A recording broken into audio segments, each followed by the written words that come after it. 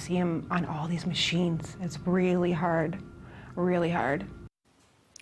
A local 3-year-old still can't use his legs tonight. It started with what appeared to be a simple cold. Doctors at Oishei Children's Hospital believe Cameron Switek may have AFM, a rare polio-like illness. Now, if confirmed, this would be the first reported case in New York State this year. News 4's Jen Shantz sat down with Cameron's parents today. Jen? Don, doctors at the CDC are still working to confirm if Cameron does in fact have AFM.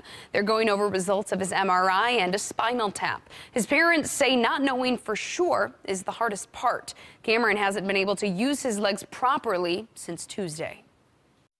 We just take it hour by hour. 3-year-old Cameron Switek could have a rare polio-like illness called AFM, or acute flaccid myelitis, according to his doctors at Oishei Children's Hospital. He was first admitted there in late September and returned this week after he didn't respond to steroids for a cold. They were playing in the backyard, jumping on the trampoline, having a good time, still had a little bit of a cough, which was nothing. We just gave him his medicine. Went to school Monday, was happy Monday, and then we got the phone call that he had a fever. Soon after, his legs gave out. Limb weakness is one of many symptoms of AFM found mostly in children. Dr. Mark Hikar says in most but not all cases that limb function returns. Most of them eventually will progress to complete resolution of the limb findings. However, a significant number of children who get this disease have lifelong disability in the limb that's affected. Is that a scenario that you've run through in your head? Absolutely. What parent wouldn't? Think about it every day. But we're hopeful. But we're just hopeful, and we're having a lot of faith. And lots of support, including from Bills long snapper Reed Ferguson, who recently stopped in to see Cameron.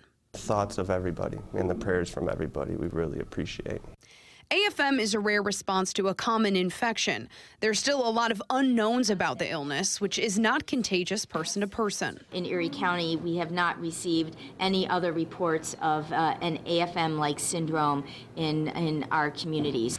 If confirmed, this case would be the first case of AFM in the state so far this year. There's no cure for the illness or specific treatment. Cameron's parents say if this diagnosis is confirmed, they're ready to take it on.